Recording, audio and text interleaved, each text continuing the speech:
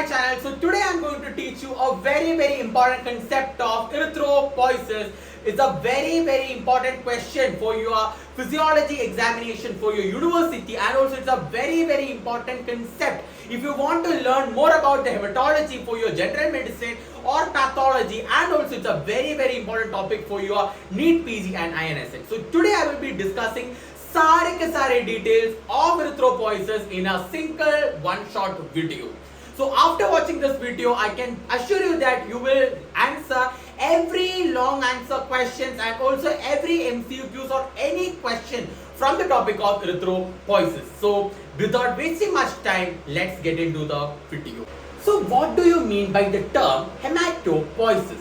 Now hematopoiesis means it is a formation of blood cells. It can be RBC, WBC or platelets. All these are the blood cells. So the formation of the blood cells or RBC, WBC and platelets are called hematopoiesis. Now, you will be having this hematopoiesis process. It's initiated by a group of cells called pluripotent hematopoietic stem cell, also called PHC, which has the capacity to give rise to any of the blood cells. RBC, WBC, platelets, everything is formed from hematopoietic stem cell, that is pluripotent hematopoietic stem cell, because it can give rise to any kind of stems, any kind of what? Hematopoietic cells. So that is what is called a pluripotent hematopoietic stem cell, which has the capacity to give rise to any cell, any blood cell. Now, this pluripotent hematopoietic stem cell will give rise to common myeloid progenitor, which has the capacity to give rise to RBC, granulocyte, monocyte and also platelets. And also this will be pluripotent hematopoietic stem cell will be giving rise to common lymphoid progenitor, which has the capacity to form lymphocytes and also NK cells, lymphocytes and also NK cells. So, pluripotent hematopoietic stem cell will be given rise to common myeloid progenitor and also common lymphoid progenitor. Now, the crux of this concept is from here, from the myeloid, common myeloid progenitor, we are going to get RBC. So now our main focus is on what? Erythropoiesis. What is erythropoiesis? The formation of red blood cells or RBCs. Now, this common myeloid progenitor is going to give rise to what? RBC. So now our complete focus is on common myeloid progenitor. Now we are just avoiding common lymphoid progenitor. Now from the common myeloid progenitor, we are going to get the blood forming erythroid, that is the BFUE. From there we are going to get CFUE, that is a colony forming unit erythroid. E stands for erythroid because it is of erythroid series. Because what is erythroid series? It is the formation of RBC. That series containing the formation of RBC is erythroid series, right? Now, the catch over here is common myeloid progenitor, that is from the common myeloid progenitor, blood forming unit erythroid is formed. Actually, this formation of this step from the common myeloid progenitor to the BFUE, that step is actually EPO, that is erythropoietin, and also iron independent. It is a very important previous year NEET PG question, that is from the common myeloid progenitor to BFUE conversion is actually EPO and iron independent. Now what is EPO? Erythropoietin. From where this erythropoietin is produced? From the peritubular fibroblast of the outer medulla and cortex of kidney. That is actually producing what? EPO from the peritubular fibroblast of the outer cortex and medulla of kidney. Now from here I have to give you a small integration. You have thrombopoietin. Thrombopoietin is actually formed from where? Liver. It is actually released from liver.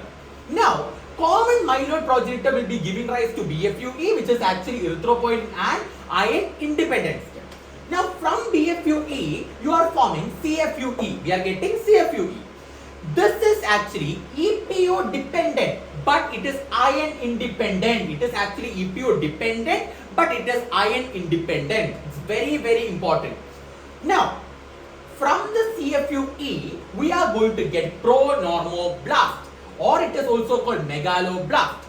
Now, actually the main concept over here is while we move down across the series, what we are going to get is cell size is actually decreasing. So while we move down from the above to downwards, actually the cell size will be decreasing. Nucleus size will also be decreasing, but the cytoplasm size will be actually increasing, and the mitotic ability will be actually decreasing. Mitotic ability will be decreasing. This is a general rule we will be following across the series. Down the series, what will be happening? Cell size will be decreasing, nucleus size will be actually decreasing, cytoplasm size will be increasing, and also mitosis ability will be decreasing. Now, from this pronormoblast, actually pronormoblast is actually 20 microns.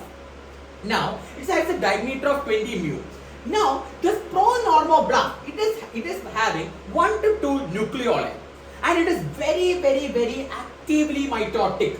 It is having a high capacity of mitosis because it is above the series, right? Now, it is also having a blue purplish color of nucleus. Blue purplish nucleus is also present.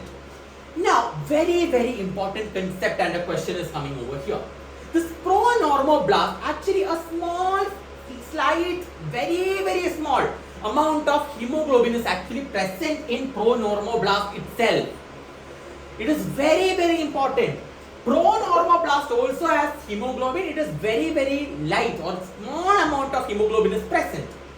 Now, this level of hemoglobin can only be detected with the help of a light microscope. So, a light microscope can only detect the presence of hemoglobin in a pronormoblast. It's a very light amount of hemoglobin is present. This can only be detected with the help of a light microscope. It's very important. With the help of an electron microscope. Sorry, it can only be detected with the help of an electron microscope and not with the help of a light microscope. Very important point. So, pronormoblast, it is having a size of 20 microns diameter, and it is having very scanty amount of hemoglobin, which can only be detected with the help of a electron microscope and cannot be seen with the help of a light microscope. It is a very important point. Now, from the pronormoblast or the megaloblast, and here a very important clinical question is coming.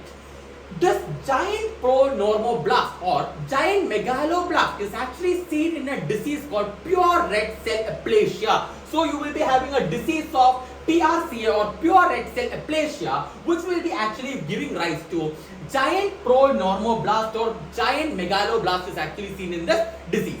So, from the pronormoblast, then we are going to get the early normoblast. Now, the size of early normoblast is actually 15 microns diameter, and this early normoblast is also called basophilic normoblast.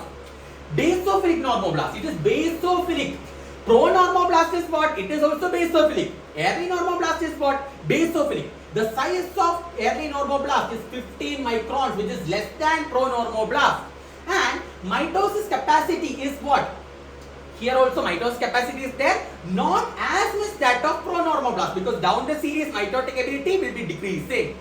Now, it is having no nucleoli, and here this early normoblast is the stage where we are going to get chromatin condensation starts. So, chromatin condensation starts from the stage of early normoblast.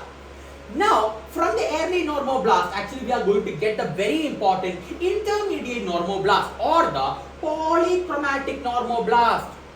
This polychromatic normoblast is actually greyish in color. Now, why it is greyish in color?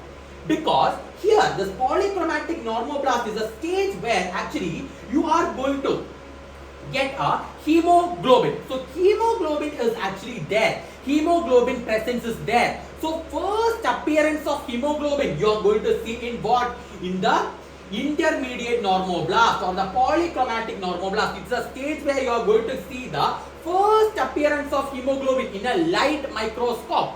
So, in an electron microscope, the first appearance of hemoglobin is in the pronormoblast, and in the light microscope, you are going to get the appearance of hemoglobin in the intermediate normoblast or the polychromatic normoblast, right? Now, it is having a round nucleus. This intermediate normoblast is having a round nucleus, and the diameter is actually 10 to 12 mu meter. This intermediate normoblast is actually of a range of 10 to 12 microns, and also Hemoglobin is actually present. It can be viewed with the help of a light microscope, and round nucleus is actually present, and it's also what, grayish in color. Now, polychromatic normoblast or the intermediate normoblast is a stage where you are going to get what mitosis. Actually, here also mitosis is present, but not as that of early normoblast. Here, this is the last step where mitosis is present. Intermediate normoblast or the polychromatic normoblast is the last stage where mitosis is actually present. Now, from the intermediate normoblast, you are going to get late normoblast. Now, late normoblast is also called orthochromatic normoblast, or it is actually having a reddish appearance.